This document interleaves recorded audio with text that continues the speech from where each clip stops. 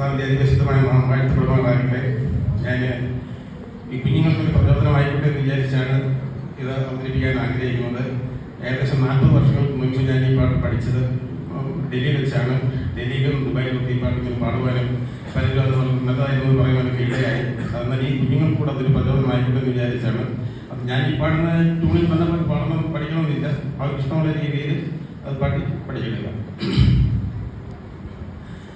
ലോകരക്ഷകനേശുവിൻ വാക്കുകളാകെ വെളിപ്പെടും വേദം ബൈബിൾ. പഴയതിൽ 13 പുതിയതിൽ 69 പുസ്തകങ്ങൾ.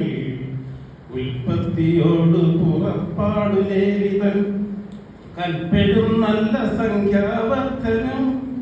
യോശുവധിപതിമാരുടെയും പിന്നാശുടൻ രൂത്തും ശമൂവേൽ 2, രാജാക്കന്മാർ 2, ദിനവൃത്താന്തം 2,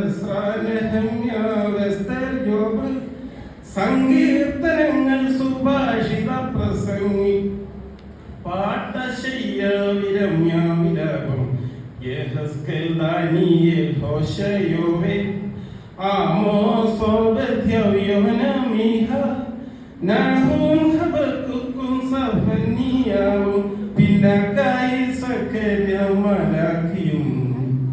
സത്യക്രിസ്ത്യാനിതൻ പത്യോപദേശത്താൽ സത്യമായി കാണുവാൻ പോകുന്നതായ മത്തായി, മർക്കോസ്, ലൂക്കോസ്, യോഹന്നാൻ, അപ്പോസ്തല, ക്രിയ, റോമൻകാരും, കോരിന്ത്യർ 2, ഗലാത്യർ, എഫേസ്യർ, ഫിലിപ്പ്യർ, കൊലോസ്യർ, തെസ്സലോനിക്കർ 2, തീമോത്തിയോസ് 2, തീത്തോസ്, ഫിലോമോൻ, എബ്രായർ, യാക്കോബ്, പത്രോസ് 2, യോഹന്നാൻ 3, യൂദാ, വെളിപ്പാട്.